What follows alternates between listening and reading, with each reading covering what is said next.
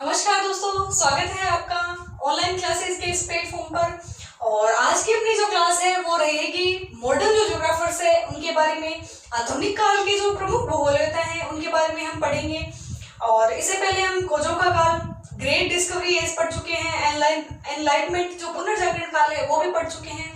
तो आपने जो इमैनुअल कांट और बर्नहार्ड बेरेनियस से उनको अच्छे से रिवाइज किया होगा और उन्होंने जो बेसिक जो नींव तैयार करी उसी पे बेस्ड अपने आज का लेक्चर है। और उनका ही जो काम है वो आगे बढ़ाते हुए हमें जितने भी जो ज्योग्राफर्स आएंगे वो मिलेंगे, तो हमें उनको भी याद रखना है, साथ साथ उसको कनेक्ट करते हुए चलना है। तो आज का लेक्चर अपना रहेगा अलेक्जेंडर वॉन हम्बोल्ट पर। अलेक्जेंडर वॉन हम्बोल्ट जो है उनका जो काल है और रिटर जो है ये दोनों ही आधुनिक भूगोल के जन्मदाता कहलाते हैं। और इनका जो काल है वो भूगोल का चिरसम्मत या क्लासिकल टाइम पीरियड कहा जाता है। जो 1750 से 1850 का जो टाइम है ये इनका बेसिकली अगर हमने एक फौरी तौर पे अपने देखें तो 1750 से 1850 का जो टाइम है वो हम्बोल्ट रिटर का काल कहलाता है। इसमें भी जो लास्ट वाले जो 50 इयर्स हैं 18 से 1850 वाले ये इनके काल कहलाते हैं।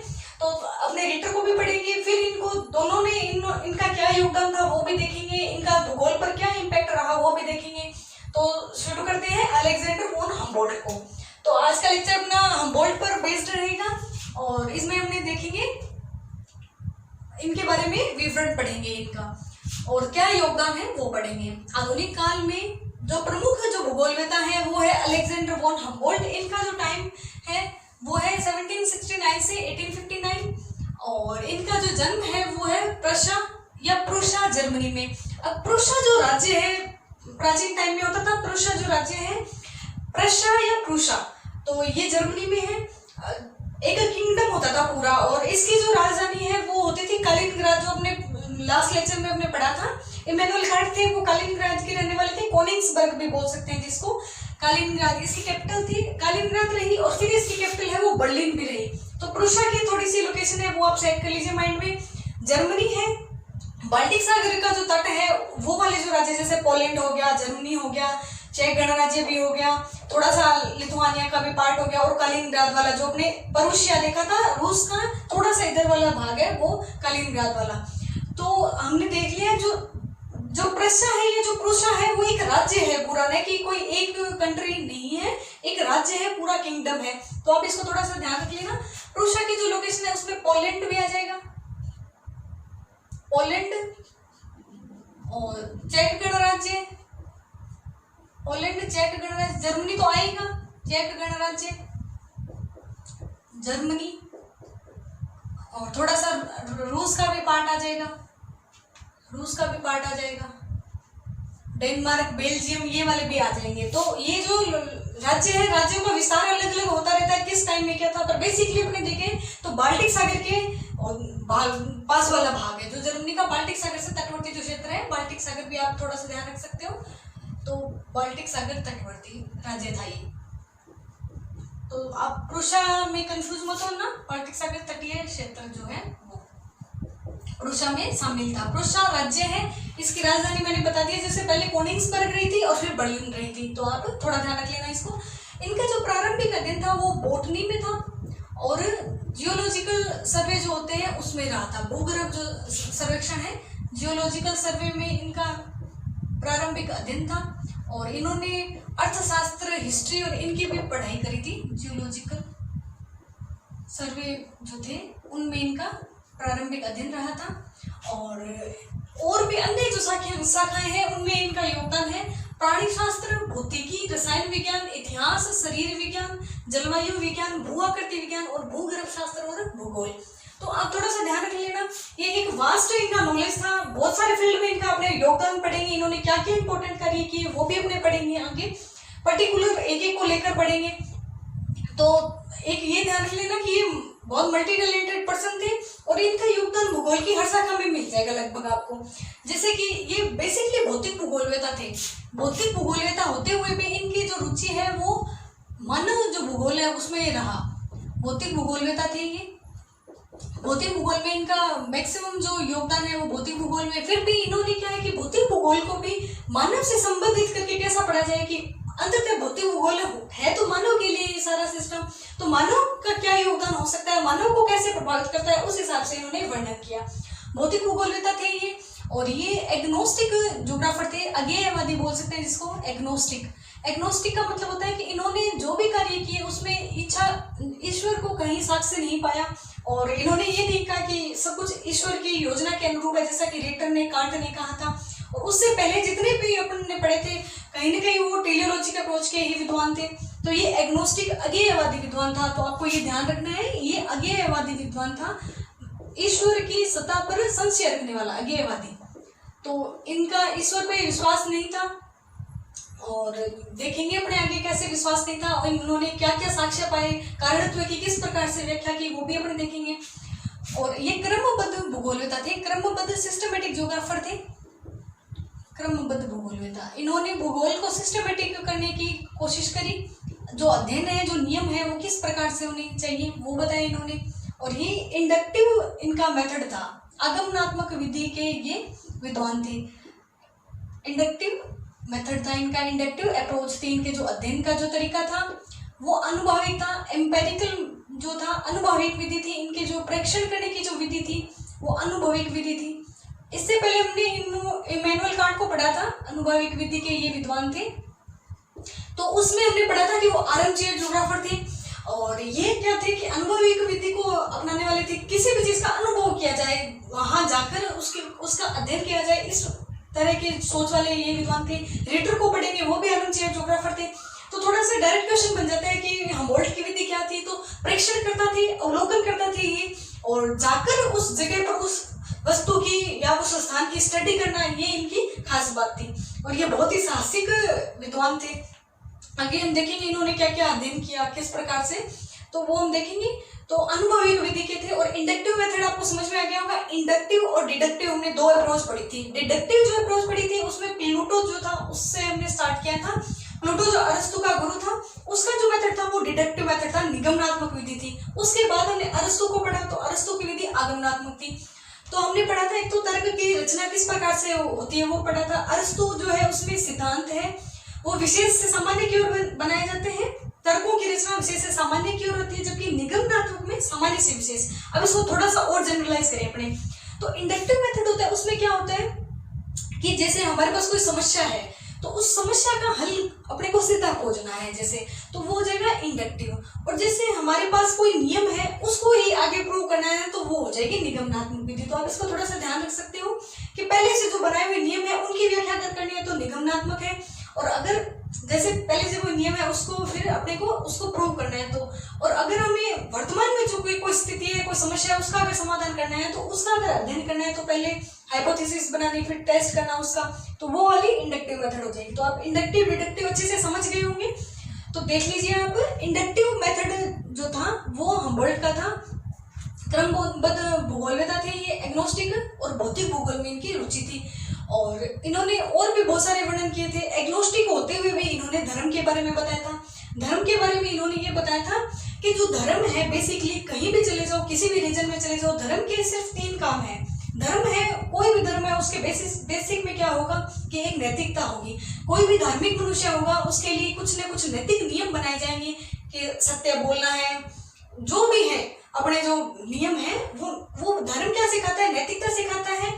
और धर्म ये बताता है, जैसे धर्म के बारे में इन्होंने 3 बातें बताई कि धर्म किस लिए जरूरी है या धर्म के क्या उद्देश्य है। उसमें धर्म में एक बताया था इन्होंने, नैतिकता बताई थी। दूसरा इन्होंने बताया था कि धर्म है वो पृथ्वी की उत्पत्ति से संबंधित कोई ना कोई एक अवधारणा या कहानी जरूर प्रस्तुत करता है। जैसे कि अपने मानते हैं कि जैसे पुराने टाइम में मानते थे कि पृथ्वी है वो शेषनाग की सैया पर टिकी हुई है और सागर है, जैसे रोमन थे उनकी अलग मान्यताएं थी। तो इस प्रकार से क्या है कि पृथ्वी की उत्पत्ति से संबंधित कुछ न कुछ वो है धर्म को मानते हैं वो लोग। उनकी पृथ्वी की उत्पत्ति से लेकर भी धार्मिक अवधारणाएं जुड़ी हुई है।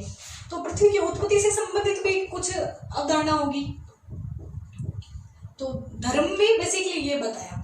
और नेक्स्ट ये है कि जो धार्मिक जो लोग हैं उनकी धर्म की उत्पत्ति से संबंधित, पृथ्वी की उत्पत्ति से संबंधित और धर्म की उत्पत्ति से संबंधित भी उनकी दंत कथाएं या कुछ न कुछ ऐसे हुआ कि धर्म का विकास कैसे हुआ, क्यों धर्म का आगमन हुआ, तो धर्म की उत्पत्ति से संबंधित भी धार्मिक दंत कथाएं होगी। तो ऐसा इन्होंने बताया। एग्नोस्टिक होते हुए भी इन्होंने ये चीजें बताई। दंत कथा। जैसे कि अपने वो पढ़ते हैं ना एडम और ईव की कहानी, आदम और हवा की कहानी, तो उस प्रकार से कोई ना कोई धार्मिक दंत कथा होगी।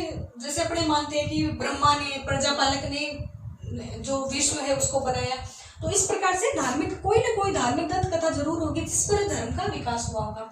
तो ये हमने एग्नोस्टिक को थोड़ा सा डिफाइन करने के लिए पढ़ा। नेक्स्ट अपने पॉइंट देखते हैं। इनका जो अलग अलग अगर अपने योगदान यही देखना चाहे तो प्राणी शास्त्र पे इन्होंने काम किया, भौतिकी पे काम किया, और रसायन विज्ञान पे काम किया, इतिहास पे भी काम किया, शरीर विज्ञान, जलवायु विज्ञान और भू आकृति विज्ञान, भूगर्भ शास्त्र और भूगोलविद्या, इतने सारे क्षेत्रों में इनका योगदान था। भूगोलविद्या में हम देखेंगे सारा जो भूगोलविद्या है उसी आधार पर अपने इसको स्टडी कर रहे हैं और थोड़ा थोड़ा योगदान अपने इन सारे पॉइंट में इनको डिस्कस कर लेंगे। नेक्स्ट अपने चलते हैं कि इनकी उच्च शिक्षा है वो गोटिंगटन या फ्रीबर्ग में हुई थी।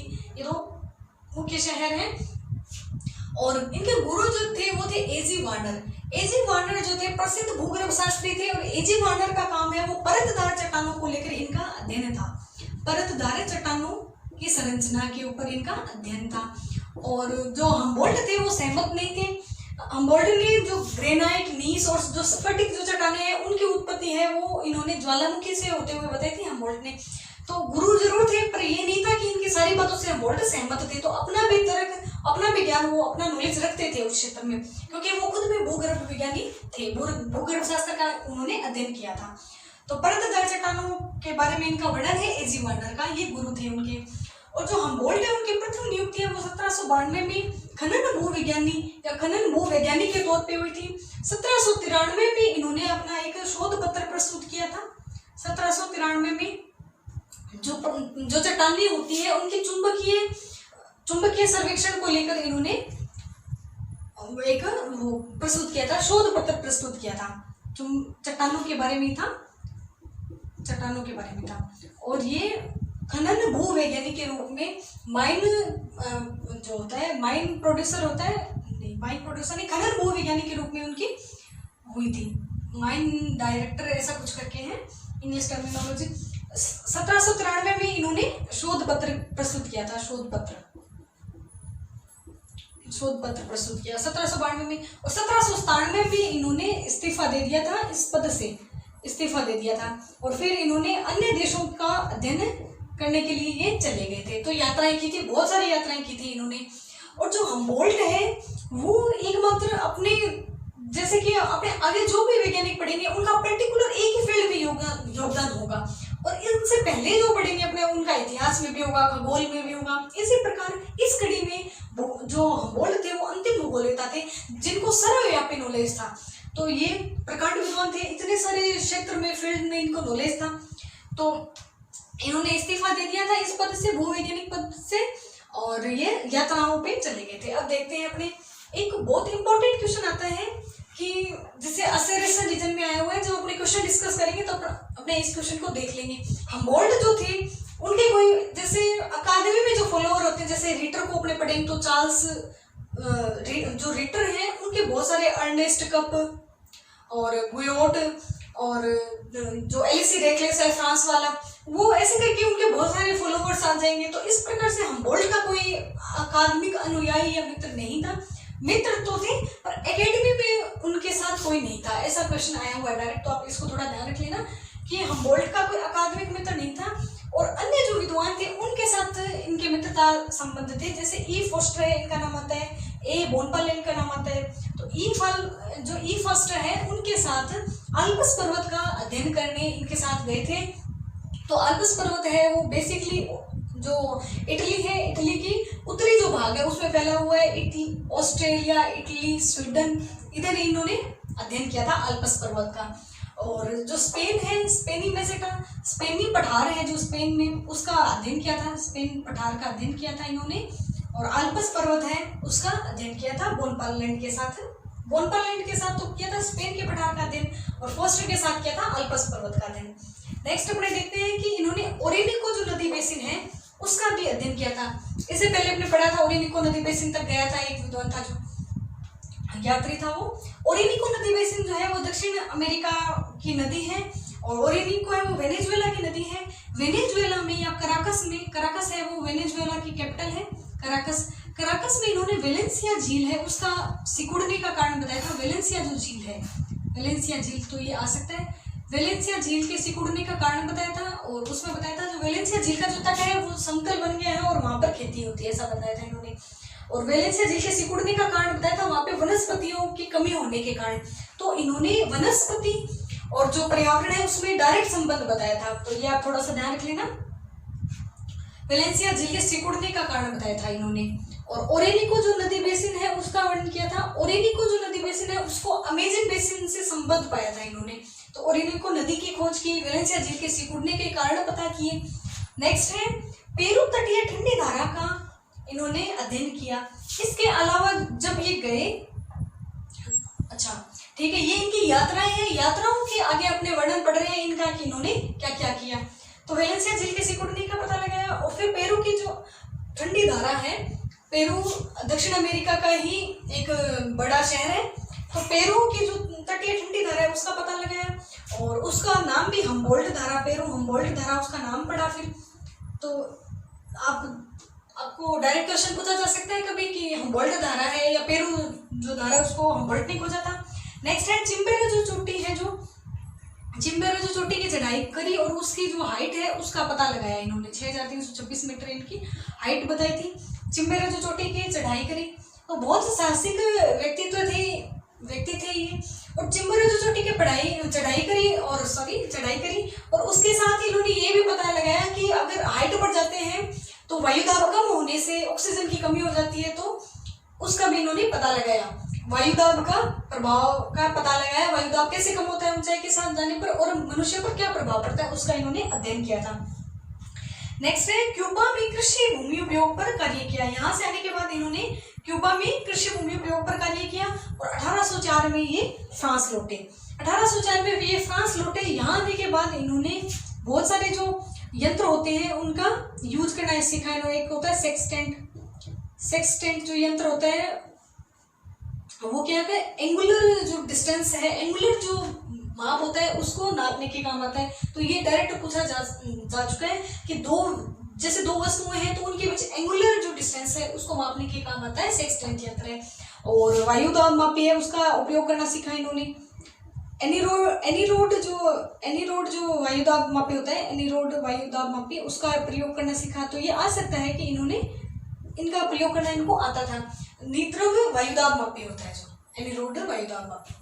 तो नेक्स्ट अपने देखते हैं 1804 में ये फ्रांस लौटे और वहां पेरिस में इन्होंने इन यंत्रों का उपयोग करना सीखा और क्यूबा में कृषि भूमि उपयोग पर कार्य किया, ये हमने देख लिया।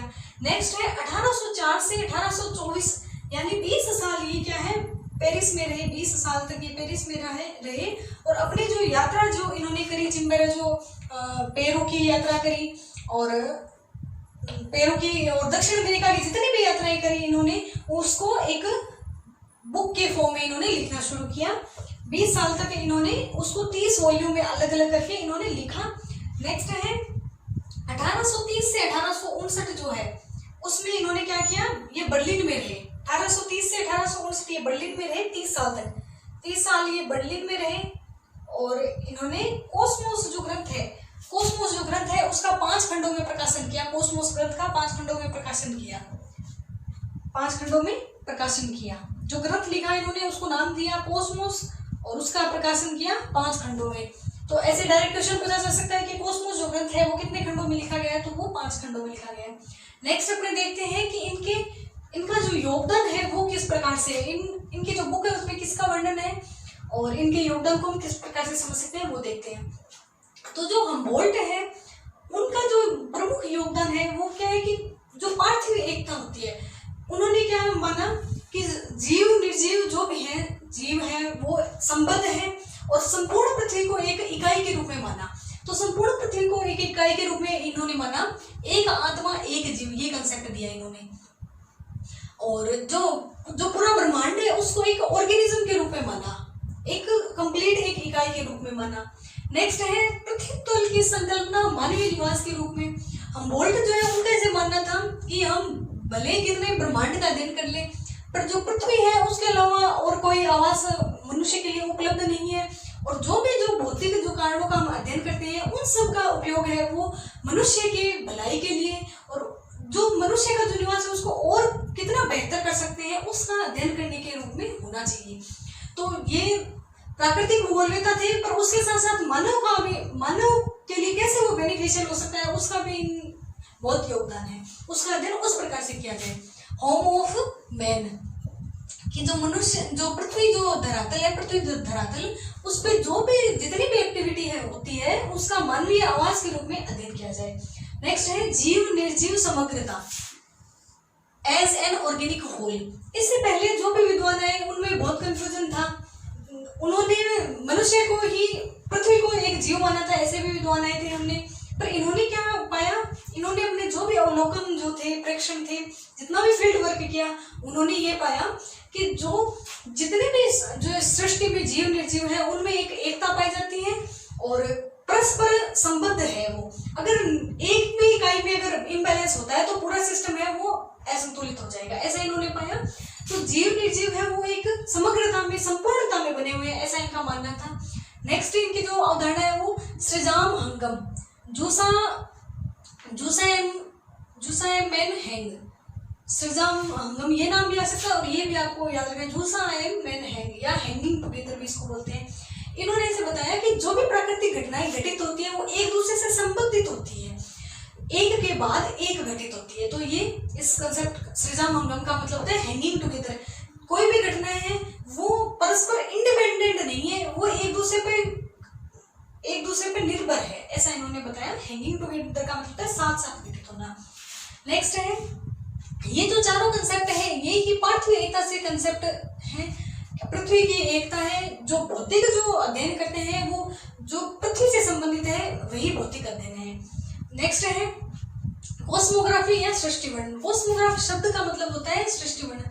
हमबोल्ट ने कॉस्मोग्राफी शब्द दिया था और कॉस्मोग्राफी, कॉस्मोस इनकी बुक थी और कॉस्मोग्राफी इन्होंने शब्द दिया था।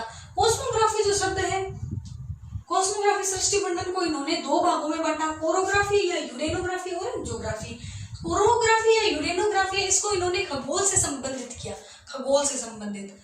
तो आप थोड़ा इसको ध्यान रखना, कोरोग्राफी या यूरेनोग्राफी। कोरोग्राफी जो खगोल से संबंधित जो अध्ययन है उसको इन्होंने किस में रखा, कोरोग्राफी में रखा, और ज्योग्राफी है उसको भौतिक भूगोल में रखा, भौतिक भूगोल में। और भौतिक भूगोल को भी मानव से संबंध पाया इन्होंने, भौतिक भूगोल।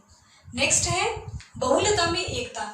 बहुलता में एकता का मतलब ये होता है कि प्रकृति में जितने भी जो जीव हैं, जो भी घटनाएं घटित हो रही है, ये बहुत सारी घटनाएं हैं, फिर भी इनका एक कारण है, कारण इनके पीछे एक है, पृथ्वी की जो समग्रता है वही इसके पीछे निहित कारण है।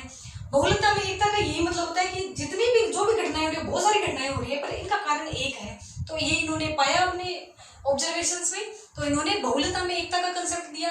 आगे हम और भी पढ़ेंगे, पार्थिव एकता का कंसेप्ट पढ़ेंगे, विडाल डी लाप्लास का पढ़ेंगे, रिक्टर का भी पढ़ेंगे।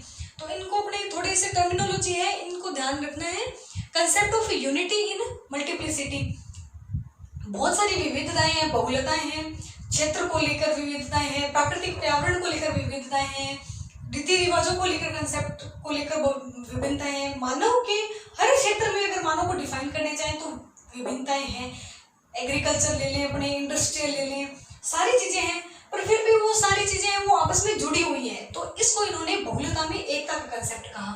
नेक्स्ट है, इनको फादर ऑफ बॉटनी और क्लाइमेटोलॉजी कहा जाता है। क्लाइमेटोलॉजी इन्होंने जो तापमान है, वायुदाब है और अन्य जो चीजें हैं, आर्द्रता है, उनका अध्ययन किया और उनको स्पष्टीकरण किया। और संभवतः क्लाइमेटोलॉजी या जलवायु विज्ञान शब्द भी इन्होंने पहली बार यूज किया, ऐसा भी मानने में आता है। तो अगर आपको आ जाए क्वेश्चन कि फादर ऑफ बॉटनी और क्लाइमेटोलॉजी किसे कहा जाता है, तो ये इनको कहा जाता है। और जो वनस्पति विज्ञान है उसमें भी इनका महत्वपूर्ण योगदान था। पेड़ पौधों पर प्रभाव, वायुदाब का, आर्द्रता का, तापमान का प्रभाव, इसका पता लगाया, यहाँ भी हमने पढ़ा था। और तो इसको लेकर इनको फादर ऑफ बॉटनी और क्लाइमेटोलॉजी कहा जाता है। और दक्षिण अमेरिका में जो इन्होंने यात्रा की तो उस टाइम इन्होंने जो गुयाना भूमि है वहाँ पर इन्होंने जो भौतिक दशा है वहाँ का भी अध्ययन किया था। तो एक गुयाना पक्षी होता है, उसके बीट को लेकर अध्ययन किया था कि उसमें जो नाइट्रेट है वो प्रचुर मात्रा में पाया जाता है और वो बहुत उपजाऊ है। इस प्रकार से इन्होंने कुछ वर्णन दिया था। तो फादर ऑफ बॉटनी, क्लाइमेटोलॉजी इनको कहा जाता है। और आइसोथर्म जो शब्द है संभवतः इन्होंने ही दिया था, आइसोथर्म शब्द, तो आप इसको थोड़ा ध्यान रखिए ना। नेक्स्ट है तुषार भूमि या परमाफ्रोस्ट, ये शब्द इन्होंने पहली बार दिया था। ये शब्द इनको जो रूसी जो सम्राट है जार, उन्होंने साइबेरिया के जो आसपास वाली भूमि है जो कि खोजी नहीं गई थी उसका अध्ययन करने के लिए साइबेरिया भेजा था इनको। तब इन्होंने वहां अध्ययन कार्य किए और वहां से सैंपल लेके भेजे, खनिजों का पता लगाया। तब इन्होंने परमाफ्रोस्ट, जो बर्फ से जमी हुई जो भूमि है उसके लिए परमाफ्रोस्ट शब्द यूज लिया। और परमाफ्रोस्ट का मतलब होता है कि ऐसी भूमि जहाँ एक एक्टिव लेयर पाई जाती है बर्फ की और वहां पर वनस्पति का होना पॉसिबल नहीं है। तो इस प्रकार से साइबेरियाई बर्फ से जमी हुई भूमि के लिए इन्होंने परमाफ्रोस्ट शब्द का प्रयोग किया। नेक्स्ट है, इन्होंने महाद्वीपीयता की अवधारणा दी। समुद्र तट का अध्ययन करते हुए इन्होंने बताया कि समुद्र से महाद्वीप के आंतरिक भागों में जाएंगे तो वहां पर जो दैनिक और वार्षिक तापांतर है वो बहुत ज्यादा मिलेंगे। और महाद्वीपीयता की अवधारणा का विकास किया। इस कंसेप्ट को सबसे पहले इन्होंने ही बताया, तो इसलिए ये कंसेप्ट भी इनको दिया हुआ है। महाद्वीपीयता की अवधारणा, उच्च दैनिक, महाद्वीपीयता की विशेषता क्या होती है? उच्च दैनिक और वार्षिक तापांतर, उच्च दैनिक और वार्षिक तापांतर, ये महाद्वीपीयता की विशेषता होती है। तो आप इसको थोड़ा ध्यान रख लेना। अपने जब क्लाइमेट पढ़ेंगे तो उसमें इसको बहुत अच्छे से इसका वर्णन करेंगे और इस पे बहुत अच्छे क्वेश्चन बनते हैं, तो अपने उसका भी अध्ययन करेंगे। उच्च दैनिक वार्षिक तापांतर, महाद्वीपीयता की अवधारणा दी। और पेरू हम्बोल्ट धारा का भी इन्होंने वर्णन किया था, बताया था सबसे पहले। तो जैसे तट से और स्थल की ओर जाएंगे तो जो तापांतर है वो इंक्रीज होते हैं, तापांतर है, विषमता देखने को मिलती है, तापांतर में विषमता देखने को मिलती है। तो ये कंसेप्ट महाद्वीपीयता की जो अवधारणा है वो इन्होंने विकसित की, विषमता देखने को मिलती है। नेक्स्ट है कोसमोस का प्रकाशन। कोसमोस जो ग्रंथ था इनका 20 सालों में इन्होंने इसको 30 वॉल्यूम में लिखा, फिर इसको 5 खंडों में प्रकाशन किया। तो उसके जो मेन जो पॉइंट है वो अपने देख लेते हैं। इसमें इसको 5 वॉल्यूम में लिखा और जो वॉल्यूम है, फर्स्ट और सेकंड वॉल्यूम है वो 1845 से 1847 में लिखे गए। 2 साल में इन्होंने ये 2 वॉल्यूम जो थे इनका प्रकाशन किया। तो जो प्रथम जो वॉल्यूम है उसमें सृष्टि का सामान्य वर्णन है, जो सृष्टि है, पृथ्वी तल का सामान्य तस्वीर कैसे हो सकती है वो इस वॉल्यूम में इसका वर्णन है। और नेक्स्ट इसमें पृथ्वी की उत्पत्ति, आकार, आकृति, महासागर, उसका वर्णन है। नेक्स्ट है प्रकृति की कालबद्ध व्याख्या। तो प्रकृति की कालबद्ध व्याख्या का मतलब होता है समय के अनुसार कैसे, इनसे पहले जो भी विद्वान आए थे उन्होंने किस हिसाब से इसकी व्याख्या करी, प्रकृति का उद्भव किस प्रकार से हुआ, आगे उसमें किस प्रकार से विकास हुआ। तो इन सब की व्याख्या है सेकेंड वॉल्यूम में और उसको चित्रों के द्वारा प्रस्तुत किया गया है। तो आप ये भी थोड़ा ध्यान रख लेना, चित्रों के द्वारा प्रकृति की कालबद्ध व्याख्या है, पृथ्वी की उत्पत्ति के संबंधित नियमों की कालबद्ध व्याख्या है। नेक्स्ट है जो तीसरा और चौथा जो वॉल्यूम है वो 1850 से 62 में इसका प्रकाशन हुआ। और इसमें जो थर्ड जो है उसमें खगोल विज्ञान का नियमबद्ध वर्णन है। खगोल से संबंधित इन्होंने जो कोरोग्राफी और जो यूरेनोग्राफी जो शब्द यूज किया था, तो इसमें देखेंगे कि खगोल विज्ञान का जो वर्णन है वो जो तीसरा वॉल्यूम है उसमें खगोल से संबंधित नियम है। खगोल में जो जितने भी पिंड आ जाते हैं, ग्रहों की गति से संबंधित, पृथ्वी की गति, अक्षय गति, घूर्णन गति, उसके बारे में सबका वर्णन है। खगोल में पिंडों का वर्णन है। तो ये थर्ड वॉल्यूम है। नेक्स्ट है फोर्थ वॉल्यूम है पृथ्वी की मानव प्रधान विवेचना। भौतिक भूगोलवेत्ता होते हुए भी जो हम्बोल्ट का जो मानना था वो मानव का आवास पृथ्वी को और कितना बेहतर किया जाए, उस हिसाब से इनके विचार थे। तो पृथ्वी की मानव प्रधान विवेचना, मानव और पृथ्वी के मध्य क्या संबंध हो सकते हैं, उसको कैसे बेहतर बनाया जा सकता है, उन सब की विवेचना थी। और जो हम्बोल्ट थे उनका ऐसे मानना था कि कोई भी जाति है वो हीन नहीं है, सर्वश्रेष्ठ नहीं है कोई भी जाति, सब जो जाति है उनकी उत्पत्ति एक ही है, ऐसा इनका मानना था। और पृथ्वी की मानव प्रधान विवेचना थी, मानव का बेसिकली वर्णन था। जो फोर्थ जो वॉल्यूम था वो हमने देख लिया। नेक्स्ट है फिफ्थ वॉल्यूम। फिफ्थ वॉल्यूम है वो 1862 में उसका प्रकाशन हुआ और इसमें वनस्पति में जीव भूगोल के साथ मानव भूगोल का अध्ययन था। वनस्पति पर किन किन चीजों का प्रभाव पड़ता है और जो जीव भूगोल है उसका वर्णन था इसमें, और मानव भूगोल का अध्ययन था। तो हम्बोल्ट जो है वो एक बहुमुखी प्रतिभा के धनी व्यक्तित्व थे और इनका हमने वर्णन पढ़ा, मुख्य जो योगदान थे वो हमने पढ़े, और हम्बोल्ट को किस लिए जाना जाता है उसके बारे में हमने थोड़ा सा पढ़ा। भौतिक भूगोलवेता के रूप में जाना जाता है, एग्नोस्टिक अज्ञेयवादी ज्योग्राफर के रूप में जाना जाता है, और क्रमबद्ध भूगोलवेता के रूप में जाना जाता है। इनका जो मेथड था वो था इंडक्टिव मेथड था, और इनकी जो विधि थी, जो इन्होंने प्रेक्षण में जो विधि काम में ली थी वो अनुभविक विधि थी, ऐसा इनका मानना था। तो इसलिए इनको जाना जाता है। ये थोड़ा सा ध्यान रख लेना इन पॉइंट्स को। और बाकी डायरेक्ट यहाँ से क्वेश्चन बन सकते हैं, सृजाम हंगम की अवधारणा किसने दी, सृजाम हंगम क्या होता है, हैंगिंग टुगेदर क्या होता है, तो कोई भी क्वेश्चन बन सकता है। तो आप इसको अच्छे से पॉज करके नोट कर लीजिए, आप इसका स्क्रीनशॉट ले सकते हैं। नेक्स्ट अपने पढ़ेंगे कार्ल रिटर को।